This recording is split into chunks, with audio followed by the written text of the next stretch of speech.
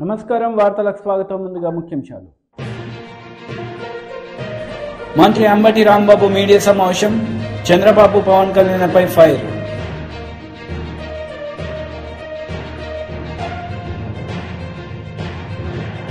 BRS leader Srinivas Goud press meet. CM Revanth రెడ్డిపై fire.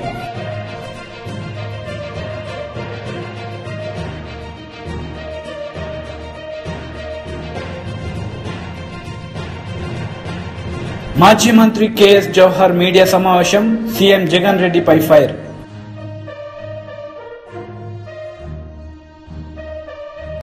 మంత్రి Ambati Rambabu press meet నిర్వహించారు. ఈ సందర్భంగా చంద్రబాబు పవన్ కళ్యాణ్లపై మండిపడ్డారు. రాష్ట్రాన్ని రాజకీయాన్ని సర్వనాశనం చేసేస్తారు అనే దానికి ఉపయోగించాలి తప్ప అగ్నికి ఆ వాయువు తోడైందంట, జగన్మోహన్ రెడ్డి గారిని మార్చేస్తామనేటువంటి పద్ధతుల్లో పాపం సుదీర్ఘమైన రాజకీయ చరిత్ర కలిగినటువంటి చంద్రబాబు నాయుడు గారు ఇలాంటి చచ్చు సామెతలు చెప్పి ఏదో ఉత్సాహపరచాలనేటువంటి తాపత్రయంతో ప్రయత్నం చేసినట్టుగానే కనిపిస్తుంది తప్ప పసలేని ఉపన్యాసాలు మీరు అందరికీ మనవి చేస్తున్నా. నిన్న జరిగిన సభ విజయవంతమైందో విజయవంతం కాలేదు నేను చెప్పాల్సిన అవసరం లేదు. ఒక్కసారి సిద్ధం సభలు చూడండి. 3 సిద్ధం సభలు నిర్వహించాం వైఎస్ఆర్ కాంగ్రెస్ పార్టీ నాయకత్వంలో. మా సిద్ధం సభలు ఎలా జరిగాయి, మీ సభలు ఎలా జరిగింది? ఇవాళ ఒక్కసారి చూస్తే సిద్ధం సభ విజువల్ చూడండి. నిన్న జరిగినటువంటి తాడేపల్లి గూడెంలో జరిగిన జెండా సభ యొక్క విజువల్ చూడండి. దాని మీద ఉన్న వేదికల మీద ఉన్నటువంటి వ్యక్తుల యొక్క ముఖాలు చూడండి, ఎంత నీరు గారిపోయినాయో. అసలు ఏంట్రా ఈ కర్మ అన్నట్టుగా. 4 గంటలకు ప్రారంభించాల్సింది 6 గంటల దాకా జనం రాకపోతే బిక్కుమంటా వచ్చి మాట్లాడాల్సిన పరిస్థితి వచ్చింది అనేటువంటి మాటలు వినిపించాయి తప్ప ఎక్కడ ఉత్సాహం లేనటువంటి సందర్భమే అది కనిపిస్తుంది తప్ప ఉత్సాహాన్ని ఏ మాత్రం పెంపొందించినటువంటి సభగా తేల్చి చెప్పేశారు విశ్లేషకులని ఈ సందర్భంగా నేను మనవి చేస్తున్నా. అంతేకాదు తర్వాత చివరిలో మాట్లాడాడు పవన్ కళ్యాణ్ గారు, జనసేన అధినేత. ఏం మాట్లాడాడో నాకు అర్థం కాలేదు. మీకైనా అర్థమైందేమో ఆలోచించండి. రాజకీయాలకు పనికొచ్చే మనిషినా ఆయన? ఎంత ఆవేశంగా మాట్లాడతాడు, ఎంత అధ్వానంగా మాట్లాడతాడు, ఎంత ఎగిలిగా మాట్లాడతాడు. ఏం మాట్లాడుతున్నాడు? ఏమంటాడు? మఖ్యలు ఎరగదన్ని మడత మంచంలో పెడతావా? ఎక్కడ నేర్చుకున్నావా ఈ డైలాగు? ఎవరు రాశారు ఈ డైలాగు? త్రివిక్రమ్ రాశాడా? ఎవరు రాసిన డైలాగ్ చెప్తున్నావు? ఏం నాకు అర్థం కాదా? మీకైనా అర్థమైందా అని అడుగుతా ఉన్నా జన సైనికులారా. అంతేకాదు ఇంకో మాట అన్నాడు, అసలు మనకి 24 ఏంటి, అసలు 24 తీసుకునే శక్తి ఉందా? ఎవరైనా ఒక రాజకీయ పక్షం పార్టీ పెట్టుకుంటే మా రాజకీయ పక్షానికి అపారమైనటువంటి బలం ఉంది, మా రాజకీయ పక్షాన్ని ప్రజలు మెచ్చుకుంటున్నారు, మాకు ఉద్దండు అయినటువంటి సైనికులు ఉన్నారు, మాకు నాయకులు ఉన్నారు అని చెప్పుకుంటారే ఎవరైనా. ఏం కర్మయ్య ఇది? నాకు అర్థం కాలేదు. మనకు 24 సీట్లు ఇవ్వటమే ఎక్కువ? మనకు అసలు దమ్ముందా? మనకు అసలు బూత్ మేనేజ్మెంట్ చేసే వాళ్ళు ఉన్నారా? మన దగ్గర డబ్బు ఉందా? మనం 500 మందికి భోజనాలు పెట్టగలమా? అసలు మనం 24 సీట్లకు పోటీ చేయగలమా? మన పార్టీ ఇంత అధ్వాన్నంగా ఉందే. ఇంత అధ్వాన్నంగా ఉన్న పార్టీకి చంద్రబాబు నాయుడు 24 సీట్లు ఇచ్చాడే గొప్ప విషయమే అని చెప్పేటటువంటి ప్రయత్నమే చేశావే. ఏమిటి రాజకీయం నేను అడుగుతా ఉన్నా. జన సైనికులారా ఆలోచించమని మనం చేస్తున్నా. మా మీద విరుచుకుపట్టం కాదు, జగన్మోహన్ రెడ్డి గారి మీద విరుచుకుపట్టం కాదు, చంద్రబాబు నాయుడు గారిని దేహి అని నేను తీసుకొచ్చాను 24 సీట్లు అనేటువంటి పద్ధతుల్లో మాట్లాడుతున్నామంటే సిగ్గుందా లేదా నేను అడుగుతా ఉన్నా. నిన్ను నమ్ముకున్నటువంటి జన సైనికుల పరిస్థితి ఏమిటి అని అడుగుతా ఉన్నా. ఏం దుర్మార్గం ఇది? నాకు అర్థం కాదు. అంతేకాదు నన్ను ప్రశ్నిస్తారా? ఏందయ్యా నాకు అర్థం కాలేదు. ప్రశ్నించడానికే పెట్టిన రాజకీయ పక్షం అన్నావే, ప్రశ్నించడం ప్రజాస్వామ్యంలో హక్కు అన్నావే, నన్ను ప్రశ్నిస్తారా? నన్ను ప్రశ్నించేవాడు నాయకుడు ఉండొద్దు. పోండి, నన్ను ప్రశ్నించేవాళ్ళు. నన్ను మెచ్చుకునేవాడే నాయకుడు ఉండాలా. అది 24 సీట్లు ఎందుకు తీసుకుని అడిగితే ఒప్పుకోను నేను.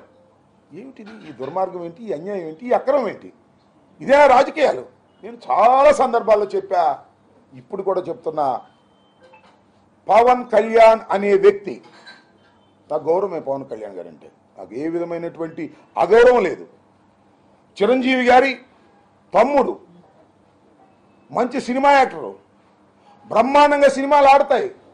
మా కులంలో పుట్టినవారు, అగ్రస్థానానికి వెళ్ళిన వాళ్ళు సమాజంలో ఒక రంగంలో, వీఆర్ లైక్ దెమ్. బట్ కానీ నువ్వు చేస్తున్నది ఏమిటయ్యా నాకు అర్థం కాలేదు. నిన్ను నమ్ముకున్న వాళ్ళు, మేము నమ్ముకోవాలా, ఎందుకంటే నీ సంగతి మాకు తెలుసు కాబట్టి. నిన్ను నమ్ముకున్న అమాయకమైన జనం ఉన్నారే, నిన్ను నమ్ముకున్న కులస్తులు ఉన్నారే, వాళ్ళేదో నువ్వు ముఖ్యమంత్రి అవుతావు అనుకున్నారే. మాజీ మంత్రి కేఎస్ జవహర్ మీడియా సమావేశం నిర్వహించారు. ఈ సందర్భంగా సీఎం జగన్పై మండిపడ్డారు. కానీ పేద ప్రజలకు ఎక్కడా కూడా జగన్మోహన్ రెడ్డి ఒక్క ఇల్లు కూడా కట్టించలేదనేది అక్షర సత్యం. దాంతోపాటు ఉచితంగా ఇల్లు పోతే పోయాడు. పేద ప్రజలకి గతంలో చంద్రబాబు నాయుడు గారు 2 సెంట్లు ఇస్తే ఈయన 1 సెంట్ ఇచ్చి, ఆ 1 సెంట్ కూడా మీరు కట్టుకోకపోతే పట్టాలు రద్దు చేస్తాం, మీరు అర్జెంటుగా కట్టుకోండి అని చెప్పి వాళ్ళు అప్పుల పాలు చేసినటువంటి పరిస్థితి మనందరం కూడా చూస్తూ ఉన్నాం. వాళ్ళు అప్పుల పాలు చేయటమే కాదు, అప్పుల్లో ఊబిలో కూరుకుపోయి ఎక్కడ సెంటు పట్టా నష్టపోతాం, ఎక్కడ ప్రభుత్వం తిరిగి లాక్కుంటుందని భయాందోళనతో వాళ్ళ ఒంటి మీద ఉన్నటువంటి నగలను కూడా తాకట్టు పెట్టి ఈరోజు అప్పుల పాలైనటువంటి పరిస్థితి చూస్తూ ఉన్నాం. ఇన్ని అప్పులుగా పాలవటానికి ప్రధాన కారణం ఈ రాష్ట్రంలో ఉన్నటువంటి అస్తవ్యస్తమైనటువంటి విధానాలు అనేది ప్రజలందరూ కూడా తెలుసుకోవాల్సినటువంటి అవసరం ఉంది. అంతేకాకుండా ఆయన ఏం చేశాడు, ఉచిత ఇసుక పథకాన్ని రద్దు చేసి ఆ రోజు ట్రాక్టర్ 3,000 నుంచి 5,000 రూపాయలకి ఇంటికి చేరా ఉంటే అదే ఇసుక, ఒక ట్రాక్టర్ ఇసుక 15,000 రూపాయలు చేసి, అంటే 10,000 రూపాయలు ఒక ఇసుక ట్రాక్టర్ మీద పెంచినటువంటి పరిస్థితి. కానీ అదేవిధంగా చంద్రబాబు నాయుడు గారు అధికారంలో ఉన్నప్పుడు టన్ను ఐరన్ 48,000 ఉంటే ఇది ఈరోజు 78,000 వరకు వెళ్ళింది. 65,000 నుంచి 78,000 క్వాలిటీని బట్టి ఒక ఐరన్ రేట్లోనే దాదాపు 30,000 పైగా పెరిగినటువంటి పరిస్థితి. ఇసుకలో 10,000 ట్రాక్టర్కి పెరిగిన పరిస్థితి చూస్తూ ఉంటే చిన్న ఇల్లు సైతం 5 లక్షలు తక్కువ కాకుండా ఉన్నటువంటి పరిస్థితి ఈరోజు నిర్మాణ రంగంలో ఉన్నటువంటి అందరికి కూడా చాలా మటుకు అర్థమైనటువంటి విషయం. మరి జగన్మోహన్ రెడ్డి ఇచ్చినటువంటి సెంటు ఇళ్ల పట్టాలో ప్రతి పేదవాడు 5 లక్షల రూపాయల పైగా అప్పులు చేసి, కేంద్రం ఇచ్చిన 1,80,000 తప్ప దానికి అదనంగా మ్యాచింగ్ గ్రాంట్ కూడా ఎక్కడ కూడా ఈ ప్రభుత్వం రిలీజ్ చేయకుండా ఉన్నటువంటి పరిస్థితి చూస్తూ ఉన్నాం. అంతేకాకుండా ఇళ్ల నిర్మాణం ఎక్కడైనా సరే ఎక్కడ చేస్తామంటే గ్రామాలకు దగ్గరగా, పట్టణాలకు దగ్గరగా, ఆవాస ప్రాంతాలకు దగ్గరగా ఉన్న ప్రాంతంలో చేస్తాం. కానీ జగన్మోహన్ రెడ్డి చేసింది, ఎందుకంటే అది ఒక పెద్ద కుంభకోణాలు. ఆవ భూముల్ని ఏ విధంగా తీసుకొని నడువుల్లోతు నీళ్లకు పైగా ఉండి పడవల్లో ప్రయాణం చేసేటటువంటి ఆవ భూముల్ని, సముద్రం పక్కన ఉన్నటువంటి క్రీక్స్ భూముల్ని, అదేవిధంగా దళితులకు సంబంధించి ఎస్ఐండ్ భూముల్ని, ప్రధానంగా అందుకు ఉదాహరణ దుర్గిలో లెదర్ ఇండస్ట్రీస్ డెవలప్మెంట్ కార్పొరేషన్ యొక్క స్థలాలని అవి లాక్కొని పేదలకు ఇచ్చినటువంటి పరిస్థితి చూస్తూ ఉంటే జగన్మోహన్ రెడ్డి దిగజారుడితనం ఎక్కడ ఉందంటే జారుడు బల్లలాగా ఉంది. పైన ఎక్కడో మొదలుపెట్టి కొండంత రాగం తీసి ఏదో చేసినట్టుగా జగన్మోహన్ రెడ్డి ఉచితాల పేరు మీద ఉచితంగా ఇళ్ళు ఇస్తానని ప్రజలను నమ్మించినటువంటి పరిస్థితి ఈరోజు చూస్తూ ఉన్నాం. అంతేకాకుండా జగన్మోహన్ రెడ్డి ఇంకా అడ్వాన్స్గా పేదల ముక్కుబిండి ఏ విధంగా వసూలు చేయాలనే దాని మీద ఆయన ఒక రీసెర్చ్ చేశాడు. ఆ రీసెర్చ్ ఫలితం ఏంటంటే జగన్మోహన్ రెడ్డి ఎవరైతే గతంలో ఎన్టీ రామారావు గారి దగ్గర నుంచి మొదలుపెట్టి పక్కా గృహ నిర్మాణాలకు సంబంధించి పట్టాలు 8,000 నుంచి 70,000, చంద్రబాబు నాయుడు గారు వచ్చిన 1,50,000 వరకు గృహ రుణాలు తీసుకొని ఇళ్ల కాలనీలు నిర్మాణం చేసుకున్నటువంటి వాళ్ళ పట్టాలన్నీ కూడా 1 టైం సెటిల్మెంట్ పేరు మీద, ఎందుకంటే ఎక్కడా లేదు వింత, బాధితుడి దగ్గర నుంచే పరిహారం వసూలు చేసేటటువంటి పద్ధతి పెట్టుకొని పెద్ద ఎత్తున లూటీ చేసి ఖజానా నింపుకున్నటువంటి పరిస్థితి మనం చూడాల్సిన అవసరం ఉంది. 1 టైం సెటిల్మెంట్ పేరు మీద జగన్మోహన్ రెడ్డి చేసింది ఈరోజు మనం అందరూ అర్థం చేసుకుంటే 10,000 రూపాయలు గ్రామీణ ప్రాంతంలో ఉన్నటువంటి వ్యక్తులు 1 టైం సెటిల్మెంట్ పేరు మీద తమ పట్టాలు వెనక తెచ్చుకోవాలంటే ప్రభుత్వానికి 10,000 కట్టాలి, పట్టణంలో ఉన్న వాళ్ళైతే 30,000 కట్టాలి. అంటే ప్రతి పేదవాడి దగ్గర నుంచి ఆయన ఏదో గొప్పగా సంక్షేమాన్ని మీకు ఇచ్చాను, బటన్ నొక్కితే మీ దానిలో పడ్డాయి అని చెప్పి రివర్స్లో ఏ విధంగా తీసుకుంటున్నాడని చూస్తే ఒక గ్రామీణ కుటుంబం నుంచి 10,000, పట్టణ కుటుంబం నుంచి 30,000 ప్రతి పేదవాడి దగ్గర ముక్కుపిండి వసూలు చేసినటువంటి పరిస్థితి ఈరోజు చూస్తూ ఉన్నాం. అంతేకాకుండా చంద్రబాబు నాయుడు గారు స్టైర్స్ కట్టి పేద ప్రజలందరూ కూడా సుఖవంతమైనటువంటి ఆవాసాలు ఏర్పాటు చేయాలని ఆయన పెద్ద ఎత్తున టిడ్కో ఎన్టీఆర్ గృహ నిర్మాణాలు చేసి టిడ్కోల ద్వారా చేస్తే ఆ టిడ్కోలను కూడా తాకట్టు పెట్టి వాళ్ళ దగ్గర డబ్బులు తెచ్చుకుంటే ఈరోజు నేరుగా లబ్ధిదారులకి బ్యాంకు వాళ్ళు నోటీసులు పంపుతున్నటువంటి పరిస్థితి ఈరోజు ఉంది.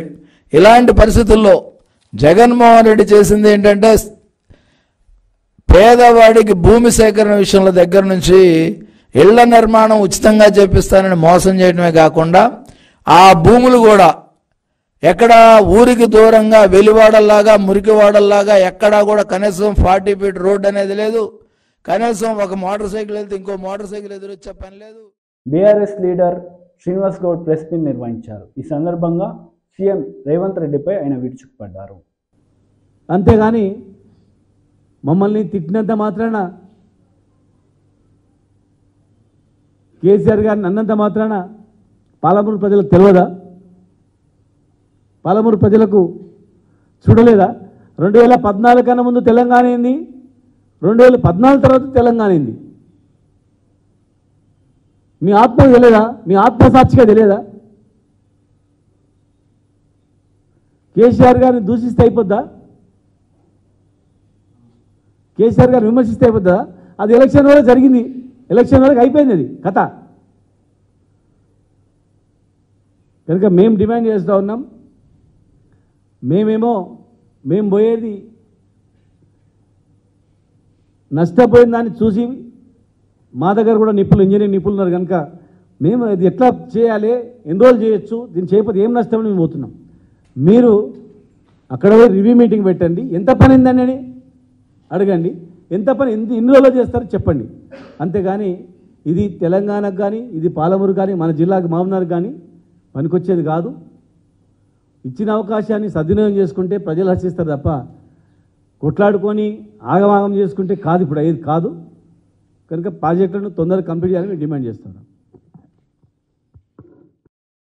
టీడీపీ అధికార ప్రతినిధి నాగుల్ మీరా మీడియా సమావేశం నిర్వహించారు. ఈ సందర్భంగా పలు అంశాలపై ఆయన మాట్లాడారు. ప్రభుత్వంలో పనిచేసేటువంటి అంగన్వాడీల నుంచి, వాలంటీర్ల దగ్గర నుంచి, డ్వాక్రా సంఘాల నుంచి అందరినీ కూడా ఆ సభకు వచ్చే విధంగా 50 నియోజకవర్గాల నుంచి ఆ సభకు అనేక విధాలుగా డబ్బులు ఇచ్చి రకరకాలుగా ఆ సభకి జనం తీసుకురావటానికి నానా పాట్లు పడుతున్నారు వైసీపీ వాళ్ళు. ఈ రోజున చంద్రబాబు నాయుడు గారు, పవన్ కళ్యాణ్ గారు ఒక పిలుపిస్తే స్వచ్ఛందంగా మాకు ఆర్టీసీ బస్సులు ఇవ్వకపోయినా, ప్రైవేటు కార్లు ఇవ్వకుండా ఆపినా, మా సొంత వాహనాల్లో ఇవాళ లక్షలాదిగా ప్రజలు తరలి వస్తున్నారంటే దానికి కారణం ఈ నియంత, ఈ యొక్క నిరంకుశ పాలన పోవాలి. చంద్రబాబు నాయుడు గారికి, పవన్ కళ్యాణ్ గారికి మనం అండగా ఉండాలి, ఈ ప్రభుత్వాన్ని గద్దె దించాలి అనేటువంటి ఒక లక్ష్యంతో ఈనాడు ప్రజలందరూ కూడా తెలుగుదేశం, జనసేన పెట్టినటువంటి సభలకి లక్షలాది మందిగా స్వచ్ఛందంగా తరలి వస్తున్నారంటే ఇది ఒక గొప్ప సంకేతం.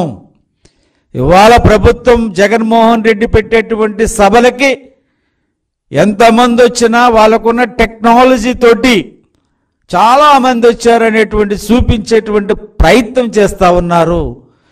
మేము నిజంగా అక్కడ ఉన్నటువంటి జనం ఎవరు వెళ్ళినా వాళ్ళ ఇంటెలిజెన్స్ రిపోర్ట్లే రోడ్డు అంతా బ్లాక్ అయిపోయింది, ఇక్కడ సభలో ఎంతమంది ఉన్నారో సభకు బయట అంతకు 200 మంది ఉన్నారని మీ ఇంటెలిజెన్స్ రిపోర్టే మీకు ఇచ్చినటువంటి నేపథ్యాన్ని చూస్తూ ఉన్నాం. నేను ఈ వైసీపీ నాయకులు సూటిగా అడుగుతా ఉన్నాను, మీకెందుకయ్యా మా పొత్తుల గురించి అంత ఉలుక్కు? చంద్రబాబు నాయుడు గారు, పవన్ కళ్యాణ్ గారు పక్క పక్కన కూర్చుంటేనే మీ పక్కలు తడిసే పరిస్థితి కనపడుతుంది. ఎందుకంత భయపడుతున్నారంటే ఇక మా ఓటమి ఖాయమైంది. చంద్రబాబు గారు చెప్పారు, నిప్పుకు గాలి తోడైతే ఎంత భయంకరమైనటువంటి దహనకాండ అంటే ఆ మంటల్లో ఈ అవినీతి ప్రభుత్వం కాలి బూడిదైపోద్ది అని. కారణం ఏంటంటే ఈ రోజున వాళ్ళిద్దరి కలయిక కలవకూడదనేటువంటి ప్రయత్నం.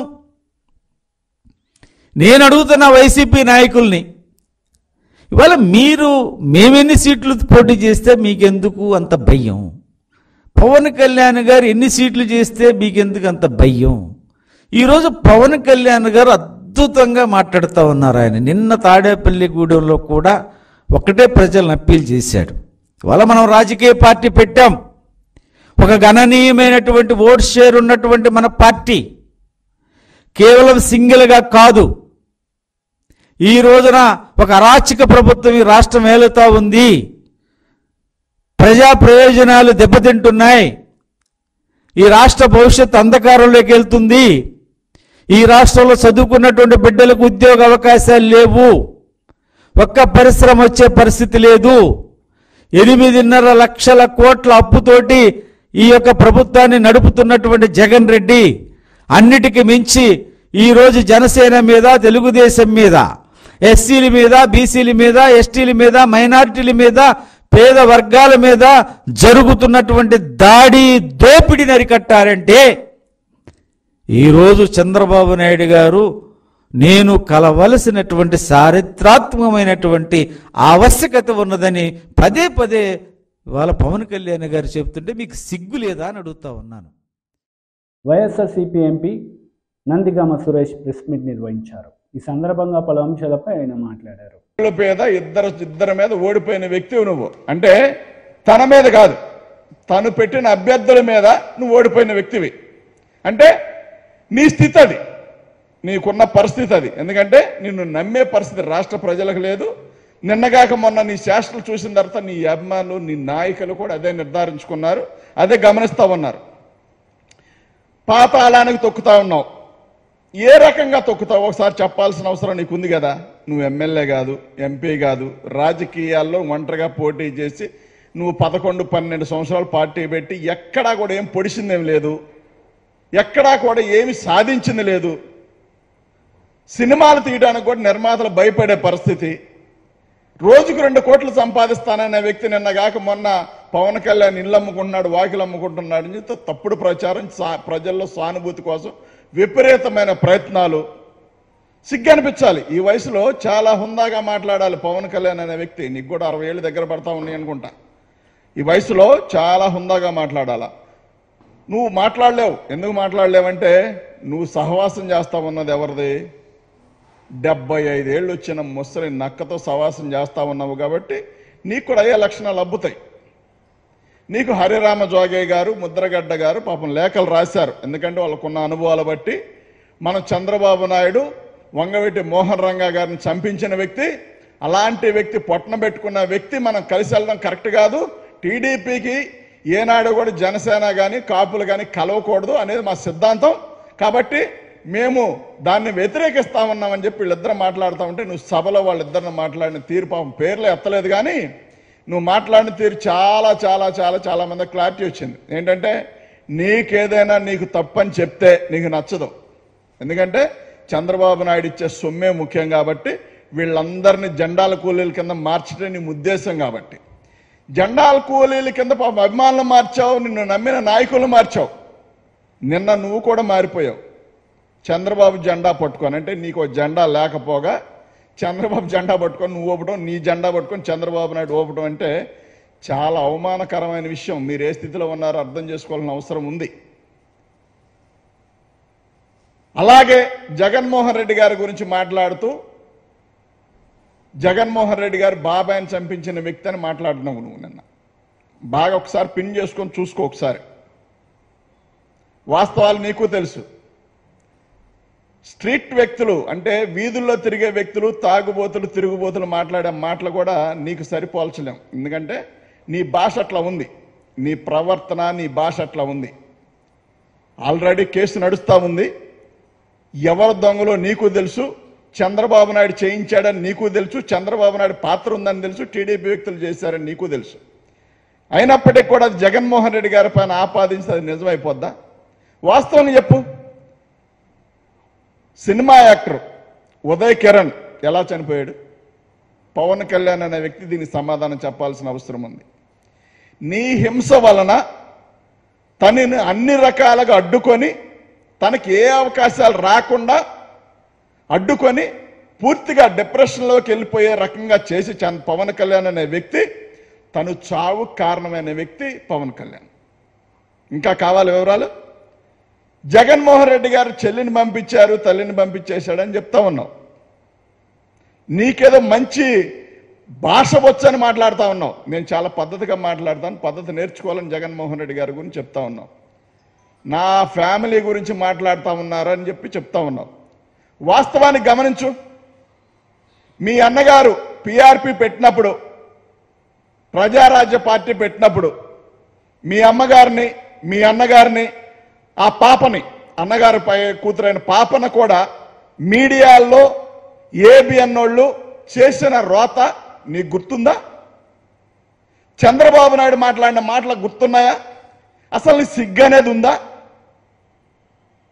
మీ నాన్నగారి గురించి నువ్వు మాట్లాడిన మాటలు, దీపారాధన చేస్తూ దీపారాధనతో సిగరెట్ వెలిగించుకుంటాడని మాట్లాడిన మాటలు, నాకు తెలిసి వెంకట్రావు గారి గురించి ఎవరు అలా మాట్లాడాల.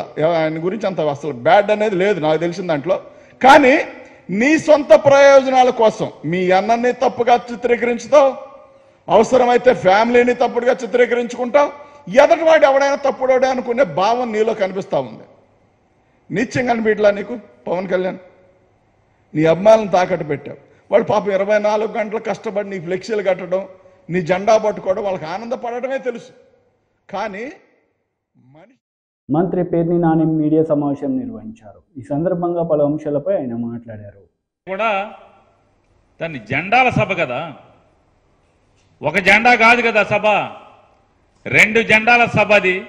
3వ జెండా కోసం ఎదురు చూస్తున్నటువంటి సభ అది. అంటే అయితే ప్రస్తుతం 2 జెండాలు, 3వ జెండా కోసం ఖాళీ కుర్చీ పెట్టినటువంటి సభ. ఆ జెండాల సభలో కేవలం జగన్నామస్మరణ తప్పితే, కేవలం జగన్నామస్మరణ తప్పితే ఆ జెండాల సభలో వారికి ఎందుకు ఓటేయాలి ప్రజలు? లేదా వారిద్దరి జెండాలు మోస్తున్నటువంటి కార్యకర్తలు ప్రజలకి ఏమని చెప్పాలి? ఈ పొత్తుల మీద, ఈ పంచుకున్నటువంటి ఈ పొత్తుల మీద ప్రజలకి ఏమని చెప్పాలి? ఏమైనా దిశానిర్దేశం లేదా ప్రజలకి సందేశం? వారికి అధికారాన్ని ఇస్తే ఏం చేయబోతున్నారు, ఏం చేస్తారు, ఎందుకు ఓటు వేయాలో, వేస్తే వారు ఏం చేస్తారో ఒక్కటంటే ఒక్క మాట కూడా లేదు. ఆ ఊసే ఎత్తల ప్రజల క్షేమం, ఈ రాష్ట్ర క్షేమం, ఈ రాష్ట్రానికి వారికి అధికారం వస్తే ఏమి చేస్తారో ఒక్క మాట లేదు. జగన్మోహన్ రెడ్డి గారిని దూషించడం తప్ప. వీళ్ళిద్దరికీ అధికారం కావాలంట, పవన్ కళ్యాణ్కి చంద్రబాబుకి వీరిద్దరికీ అధికారం కావాలంట. ప్రజలకైతే ఏమన్నా మేలు చేయటానికైతే కాదు, ప్రజలకి మేలు చేయటానికి కాదంట, జగన్ని, జగన్తో ఉండే వాళ్ళని దాడులు చేయటానికి. అంటే వైఎస్ఆర్ కాంగ్రెస్ పార్టీలో పనిచేస్తున్నటువంటి వాళ్ళు కానీ లేదా జగన్మోహన్ రెడ్డి గారి మీద దాడులు చేయడానికి వీళ్ళకి అధికారం కావాలంట. ఇది ఏతావాత వాళ్ళు ఆ సభ ద్వారా, జెండాల సభ ద్వారా వాళ్ళు ఇచ్చిన సందేశం. అయితే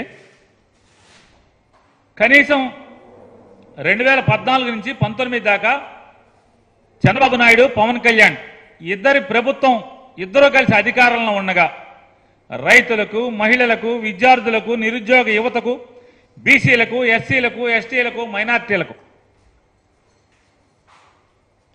విద్య గురించో ఆరోగ్యం గురించో ఏ ఒక్కరికైనా ఈ రాష్ట్రంలో ఒక్క మేలు చేసిన విషయం కూడా వారు చెప్పలేకపోయారు.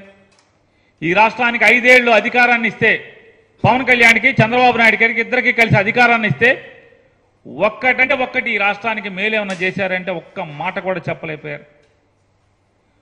పోనీ కాపుల ఆత్మ గౌరవాన్ని పెంచేటువంటి ఒక్క మాట అంటే ఒక్క మాట ఏమో చెప్పాడా పవన్ కళ్యాణ్ కానీ, చంద్రబాబు నాయుడు కానీ ఇద్దరూ కలిసి?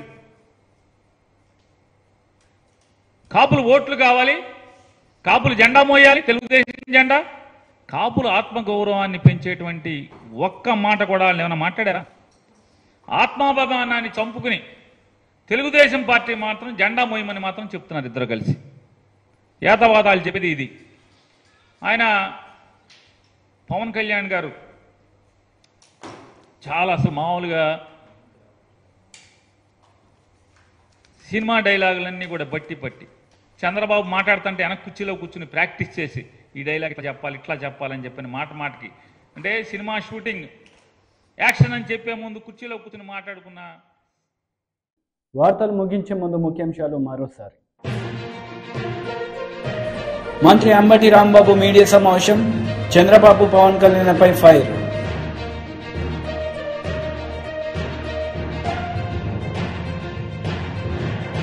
BRS leader Srinivas Goud press meet, CM Revanth రెడ్డిపై ఫైర్.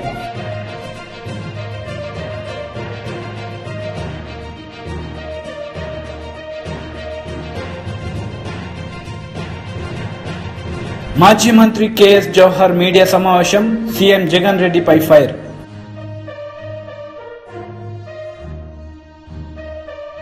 ఈ వార్తలు ఇంతటితో సమాప్తం. తిరిగి ప్రసారమయ్యే వార్తల్లో మళ్ళీ కలుద్దాం. అంతవరకు సెలవు. నమస్తే.